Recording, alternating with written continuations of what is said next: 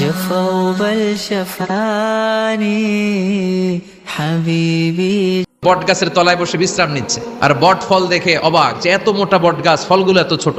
বট ফল ছোট হয় না নাকি এত বড়? আর পাশে ছিল কুমড়া গাছ, লাউ গাছ। আল্লাহরে গালে দিতেছে, আল্লাহর কি রুচি! চিকন চিকন কুমড়া গাছ, চিকন চিকন লাউ গাছ, এত বড় ফল, আর ইয়া মোটা বট গাছ, এতটুকু ফল। আল্লাহর গালি দিতে দিতে ঘুমায় গেছে। আল্লাহরে গালি মারতে মারতে কখন যে ঘুমায় গেছে নিজেও জানেন। হঠাৎ একটা বট ফল পড়ছে একেবারে নাকে, লাফ দিয়ে উঠেছে। উঠে দেখে নাক দিয়ে রক্ত বেরোচ্ছে, ব্লিডিং। নাকের রক্ত মুছে আর পড়তে আরম্ভ করছে আলহামদুলিল্লাহ। মনে মনে কয়, আল্লাহরে কেন গালি দিলাম? ওই কুমড়া যদি এইখানে হইতো, ওই লাউ যদি এইটার উপরে হতো, কুমড়া যদি একটা নাকের উপরে পড়তো, আমি নিজেই কুমড়া হয়ে যাইতাম। মা খালাকতা হাদা বাতিলা। এমনি এমনি আল্লাহ কিছু বানায় নাই, যেখানে যেটা যতটুকু দরকার সেটা করে দিয়েছে কে?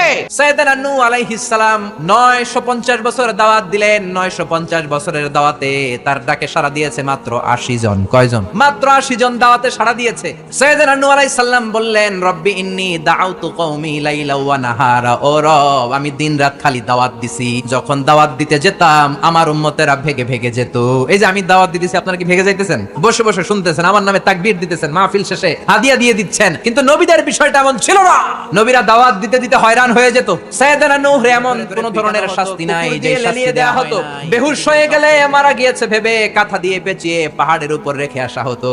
কিন্তু সাইয়েদনা নূহ আবার হুশ ফেরার পরে কালেমার দাওয়াত নিয়ে চলে এসেছে, ঠিক কিনা? তারপরেও মাই রাসনা নাই। তারপরে উনি দোয়া করলেন, রব্বিলা তাদার আলাল আরদি মিনাল কাফিরিনা দাইয়ারা। ও আল্লাহ, আমার কথা শুধু শুনে না, আমারে শুধু মারে, আমারে পিটায়। আপনি কাফেরদের আন্ডা বাচ্চা যত আছে সবগুলোরে জমিন থেকে শেষ করে দেন। একজন নবী কখনোই বদদোয়া করে যখন আর উপায় নাই, যখন মায়ের খেতে খেতে দেহে আর সয় না, উনি আল্লাহরে বললেন, আল্লাহ শেষ করে দেন। আল্লাহ বললেন, তো নৌকা বানাও। কি বানাও? বিশাল কিস্তি বানানো হলো। 80 জন উম্মত নিয়ে নৌকায় উঠলেন। ছেলেরে বললেন, আমার কলিজার টুকরা নৌকায় ওঠো। ছেলে কয়, ব্যাপার না, আমি পাহাড়ের উপরে উঠবো, বন্যা আমার কিছু করতে পারবে না। সাইয়েদনা নূহ বললেন, লা আসিমাল ইয়াউমা, আজকে বাঁচানোর কেউ নাই, একজন ছাড়া, তিনি কে? আল্লাহ আকাশে বললেন, আকাশ বৃষ্টি দাও। জমিন রে বললেন, জমিনের পানি উপরে বাইরে বমি করে দাও। 40 দিন বৃষ্টি হলো, ড্রাস্টিক্যালি ফ্লাডেড। গোটা বিশ্ব বন্যায় ছেয়ে গেল। There was not a single territory on the world saved from this flood, saved from this dangerous flood ever.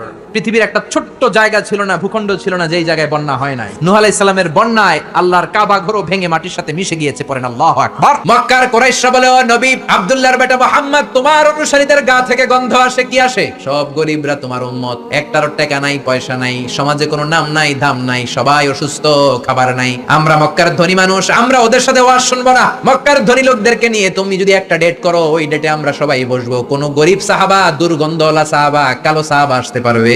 গরিব সাহাবাদের সাথে বসবো না, আমরা ধনীরা বসবো। রহমতের নবী, দয়ার নবী, মায়ার নবী ভাবলেন, ধনীদেরকে নিয়ে যদি একটা ডেট দেই, এই ডেটের কারণে যদি কালিমা পড়ে ধনী কুরাইশ গুলো মুসলমান হয়, জাহান্নামের আগুন থেকে অনেকগুলো কুরাইশ লোক বেঁচে যাবে, ঠিক কিনা? এই চিন্তা করে গরিব সাহাবীদেরকে বললেন, খবরদার, ওই দিন আসবা না, ওই দিন আমার ঘরে কেউ ঢুকবা না। ও বেলাল, তোমার গায়ের রং কালো, তুমিও ঢুকবা না।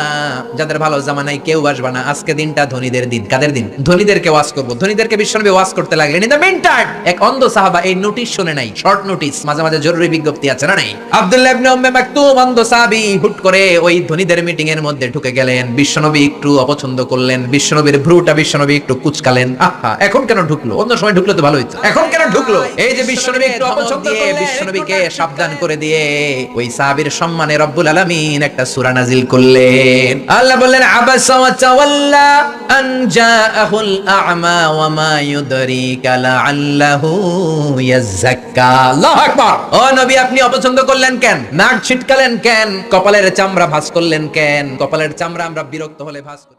আর যে অন্ধ সাহাবীর কারণে আপনি ভ্রু কুঁচকালেন, বিরক্তির ছাপ প্রকাশ করলেন, হয়তো ওই সাহাবীর বদৌলতে কালিমার পতাকা পতপত করে উড়ে চলবে।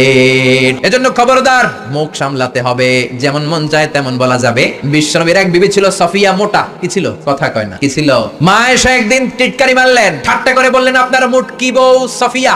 বিশ্বনবী বললেন, আয়েশা, কি বললা এটা? তুমি কি বললা? লাকাদ কুলতি লা কালিমাতানি আয়েশা, এমন একটা কথা বলেছো, লাউ মুজিজাত বিমা ইল বাহার, তোমার কথাটা যদি সাগরের মধ্যে ছেড়ে দেওয়া হয়, লামাজাতহু, তোমার এই কথাটা পুরো সাগরের নীল পানিকে কালো করে দিবে।